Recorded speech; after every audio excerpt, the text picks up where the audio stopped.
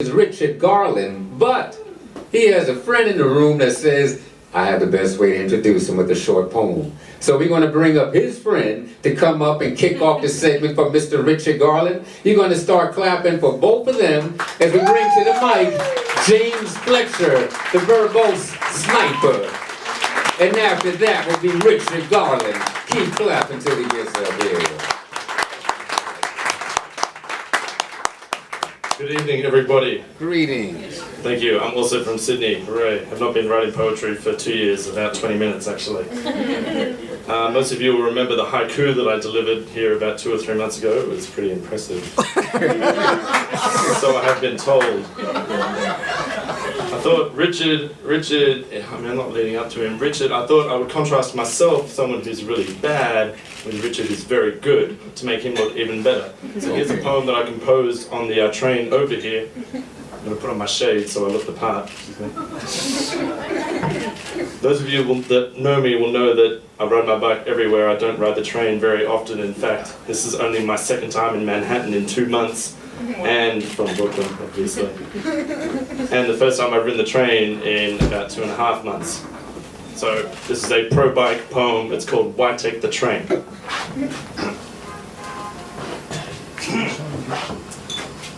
Why take the train and endure the pain? Why tussle and hustle in this city full of bustle? Why accept the fuss with fellow travelers who look so sus? Why tolerate the crowds we put up with this how? I am here today to tell you about a better way. It's no car or taxi or limousine, but you might have read about it in your local zine. Seen your friends in the park, early in the morning or when it's dark. It's sustainable, not high consumption. It's a combination of style and high function. It's autonomous, not anonymous. It's personal, but not exclusive. It's not cheap, it's inexpensive. And most of all, is deal. It has 2 wheels and a seat. And when you ride it, you push with your feet. 2 brakes, front and back. 20 gears if you're from Sydney, and only 1 if you're from Brooklyn. Colors and sizes to suit your style. When you get your first one, you're gonna be on it for a while, trust me. Keep a straight line and steer with your hands. I think you're beginning to understand. It's good for your health and will increase your wealth. It saves you money and will attract more honeys. Fitness improves, you will notice the differences. The evidence is muscular and cardiovascular.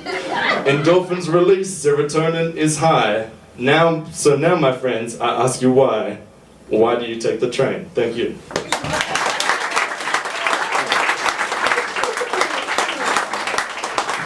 Once again, that was James Fletcher, also from Sydney, Australia. And here comes his country mate. Ready to do your thing? I'm ready. They're not clapping. And keep clapping till he gets up here, Richard Garland.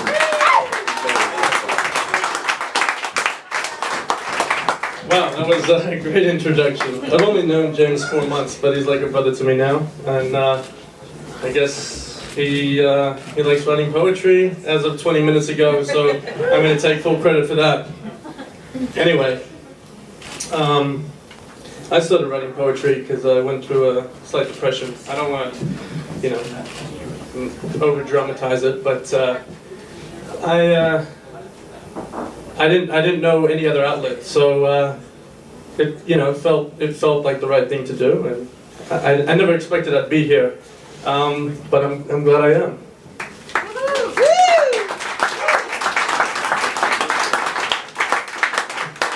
So anyway, this one's called Loaded Pine, and this is what I did to get out of it. The loaded pine is pined and pining. I reach the pure libidinous death dream by interjaculating myself into you, making a mess of the flesh like a malfunctioning revolver. Hitting holes all round, we are both impacted by the release of the gun that is firing bulleted seeds, in between, up and down your cylinder, with skin as hard as metal. I am the automatic lover, pulsating without a pulse. The bed is bleating, your body belching, and I artlessly rifle my way through the private gape to find the pine nut amid the pine forest. Wow. Threatening your throat, I point and place the long lugger, loaded and fully cocked. Inside, in the side of your mouth, pistol of an archfiend's forelimb. The pinus, the fur, I am fire, a flying flintlock fuck with no prophylactic. As the general is discharging a torrent of cannon fodder, our newfound umbilical cord creates isochronal paroxysms to relapse near the womb in the outer world. Your fiery fluids flow from an asphyxiated luxuria, where my wasted weapon leaves the shell shocked. God, the loaded pine grows, cries, withers and dies to re-enter the belly of her other world.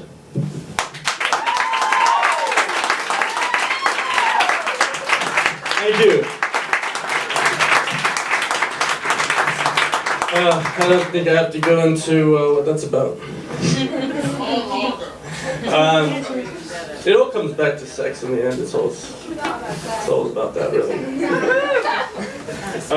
Even this one, which there's no hint of it within the content of the poem. I had a dream about a hooker who I fell in love with, and for whatever reason, I had to buy her freedom from her father.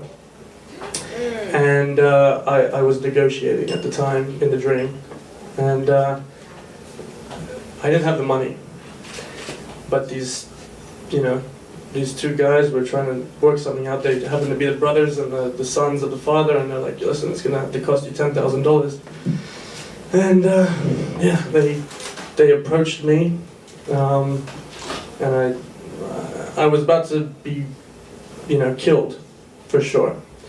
Because I already held her captive, and I was smoking a cigarette, and this was actually one of the scariest experiences of my life, even though it was a dream, because these guys were huge, but it was for love. It was for love in the end, and I said, wait a second, just give me a moment. I'm gonna sort something out, and I lit a cigarette, and I put it in his eye, and then ran away, and we got out. So I thought I don't know, I was going to write some kind of poem, and this is what came out, which is, anyway. I'm just basically trying to say that everything comes back to love and sex and some kind of fucked up shit in the end. Alright, so this one's called Nightmare. I ran to run, chasing Zeitgeist and Eisreigen. The end was known before the beginning began. I am base, I am at the base, internally watching my marred reflection. Who is this inchoate nemesis of mine? My self-semblance, a running portrait. I clasp the cusp in the scathing darkness of an abysmal cell. Thank you. All right.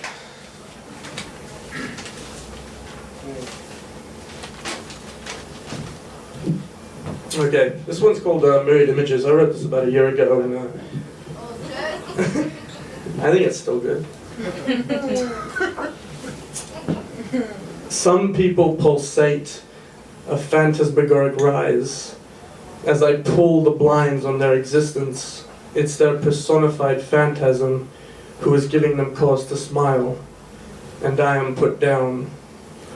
I hold still as though I wore a posy vest with limb restraints backwards, and get an ECT from their voices' sound waves, as if my head were clamped on an occupational bed, which enables a myriad of images to hoard my skull faster than an AK-47. A tie ties round our neck, a dress dresses us, and like children who hear about death for the first time, we make our own. Our lives roll, film, myriad images under a mathematical jurisdiction, As materials inanimate, we are all we have. Thank you so much.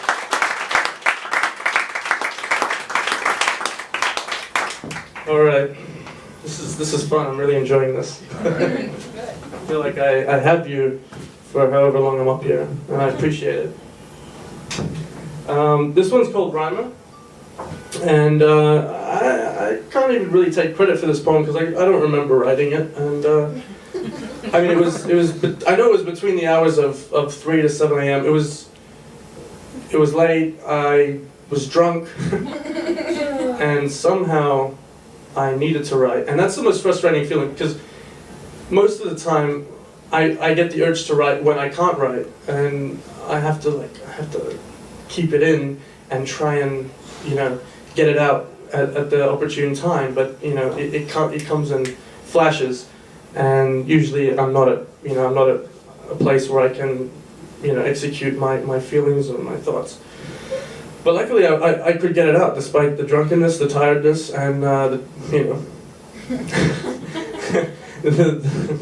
incoherent thoughts. Incoherent. So here it goes. Pelting the pavement with veins as train tracks, I spit poems as I come. A horse band with no mane or rein.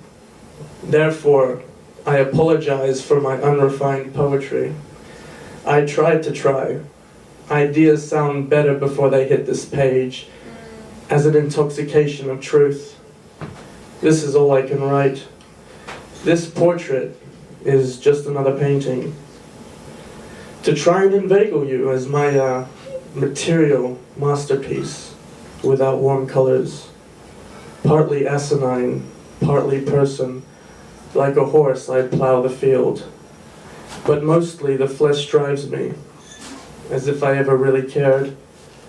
The fat gets fatter when I inhale your fumes. Like a satire, I remember all the others in your eyes, whilst removing your clit costume.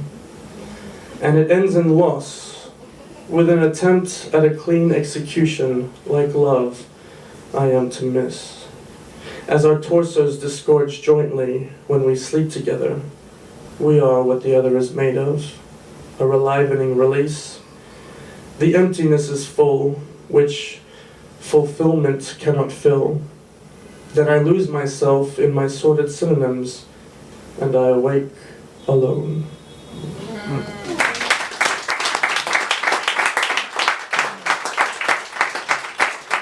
Thank you. I'm up to my last poem now. And it's the first poem I wrote in New York City. And I came here completely unprepared. I just brought a suitcase, and I was staying with a mutual friend on a couch, and I had no job. I had very little money. But poetry is all that seemed to matter at that time, so it was okay, and that's how I got it. That's how I got it out. So I'm actually trying to go back to that place because now I've made friends and I got a job and things seem a little easier. And I'm very happy about the way things worked out, but I want to go to this place because this was an honest place, I feel. So anyway, it's called Old Brown Dog, and after this I'm out. So thank you so much for everything. Mike Geffner, Marvin, Nathan P. I so much appreciate the opportunity. And I'm gonna finish with one that is right from here. Okay? All right. It's called Old Brown Dog. More tired than a dying dog. I want more. I want to be more. And yet to me I am not more, nothing more than a man in shelter. I wet your lips with my tongue and smear my scent on your skin from my coat as I pin you down, pine you down.